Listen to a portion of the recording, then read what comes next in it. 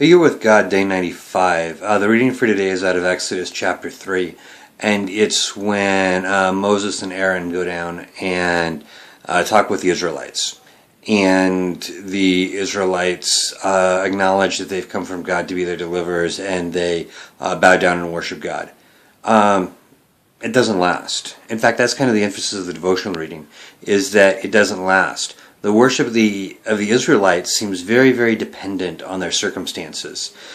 In times of deliverance, when God brings them out, they tend to respond in worship. In other times, they tend not to.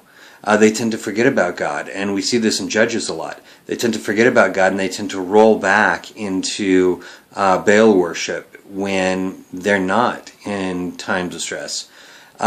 Here in the book of Exodus, and through most of the other Numbers and Leviticus and Deuteronomy, it seems like anytime they're at a moment of dismay, they tend to turn their back on God.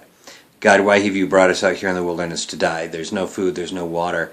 And it seems like they are very, very quick to turn away from their focus on God, their worship of God. I think a lot of times, actually, we tend to do the same thing, even though we mock the Israelites for it.